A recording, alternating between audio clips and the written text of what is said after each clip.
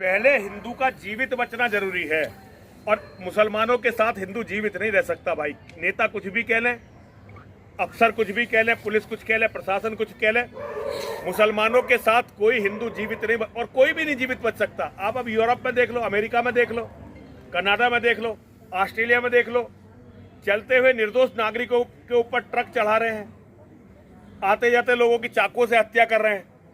तो इन पागल हत्यारों के साथ भाई कोई नहीं रह सकता। तो हिंदुओं को अपना एक राष्ट्र बनाना चाहिए। अगर देखिए, एक साधे सब सधे और सब साधे सब जाए, सनातन वैदिक राष्ट्र हर समस्या का, जो फिलहाल समस्या है उसका सबका हल है।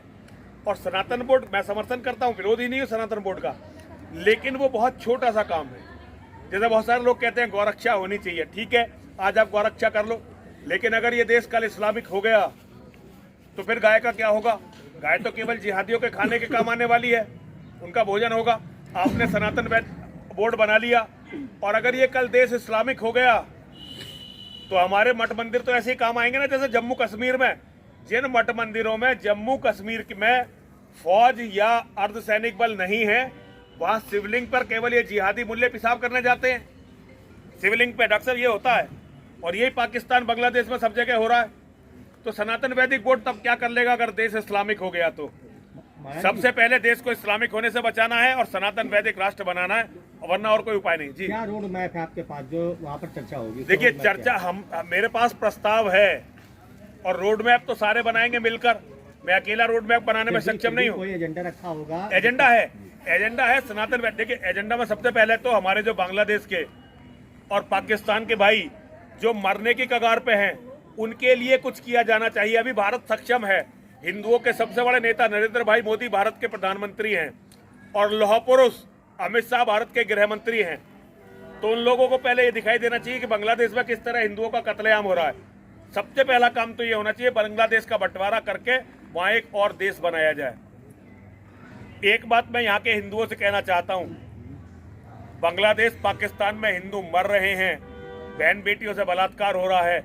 अगर आज आप उनके लिए नहीं बोले तो ध्यान रखना, जब तुम्हारे साथ ये सब होगा तो तुम्हारे साथ भी कोई नहीं बोलेगा। महाराज जी, एक सवाल और है। आपने अपने देश की, तो हम बाहर की बात कर रहे हैं कि वहाँ पर और प्रयागराज कुंभ से आज कानपुर आया हूँ।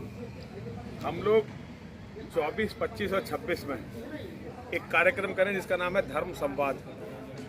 और धर्म संवाद का उद्देश्य है कि हम हिंदुओं की जो स्थिति आज इस्लामिक जिहाद के परिप्रेक्ष्य में है उस पर हम लोग चिंतन करें। हिंदुओं की बहुत सारी समस्याएं, भारत राष्ट्र की बहुत सारी समस्याएं हैं, लेकिन आज की जो सबसे बड़ी समस्या ये है कि अगले आने वाले केवल 10 वर्षों में हम सबका हाल ऐसा हो जाएगा जैसा बांग्लादेश और पाकिस्तान के हिंदुओं का है। आप देख रहे हैं पाकिस्तान में तो ये बहुत दिनों से चल ही रहा है, वहाँ ज्यादातर हिंदुओं को खा गए इस्लाम के जिहादी।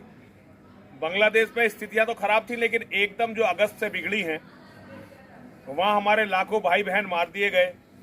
हमारी बेटियों से सड़कों पे कट्टरपंथी मुल्लाओं ने और उनकी भीड़ ने बलात्कार किया। हमारे मठ मंदिर तोड़ दिए गए। विकट स्थिति है, दारुण स्थिति है और कोई उनके लिए बोला नहीं। यहाँ तक कि हमने भी कोई ठोस विरोध इसका नहीं जताया। यही स्थिति 10 साल के अंदर भारत में हमारी सब हिंदुओं की हो जाएगी। जिस तरह से भारत में इस्लाम के जिहादियों की जनसंख्या बढ़ रही है, वो बहुत जल्दी लोकतांत्रिक तरीके से आपकी और हमारी उम्मीदों से बहुत पहले, एक बहुत बड़ा झूठ आपने देखा होगा, लोग हमें बहकाते हैं कि सन 2050 तक भारत में मुसलमानों की संख्या इंडोनेशिया के मुसलमानों से ज्यादा हो जाएगी। जबकि सत्य तो ये है, सरकारें आंकड़ा छुपा रही हैं, वरना इंडोनेशिया में जितने मुसलमान हैं उसके कम से कम 1.5 से 2 गुने के बीच में मुसलमान भारत में हैं। सरकारें केवल आंकड़ों को छुपा, ना कोई चीज हमारे काम आने वाली। तो इन स्थितियों पर अगर साधु समाज चर्चा नहीं करेगा तो चर्चा करेगा कौन? तो हमने सारे साधुओं को बुलाया है श्री पंचदश नाम जूना अखाड़े की तरफ से। 25 तारीख को बहुत बड़ी सभा है साधुओं की।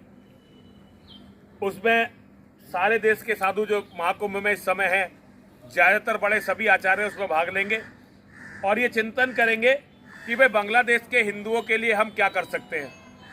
और संतों का एक सुझाव है जो हम लगातार दे रहे हैं, भारत सरकार को अपनी सेना भेजनी चाहिए बांग्लादेश और वहाँ के हिंदुओं के लिए एक अलग राष्ट्र बनाना चाहिए। ऐसे पाकिस्तान अब खंडन के दौर में है। अब वहां चाहे 100 टुकड़े हो जाएं, हिंदुओं को तो वह सारे के सारे ही मारेंगे। इसलिए वहां जो बचे हुए हिंदू हैं उनके लिए भी एक अलग देश बनना चाहिए। और जो हम भारत के हिंदू हैं, हमारा भी एक देश होना चाहिए। अगर हमने अपना देश सनातन वैदिक राष्ट्र नहीं बनाया, जिसे कुछ लोग हिंदू राष्ट्र भी कहते हैं, तो नाम की कोई विशेष बात नहीं है, तो अभी बहुत तय होना बाकी है।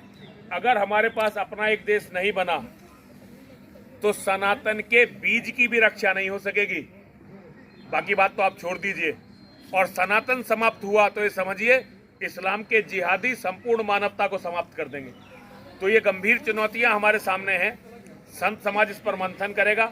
इसी के लिए सहयोग मांगने और इसके लिए सहायता मांगने, समर्थन मांगने आज मैं कानपुर में हूँ।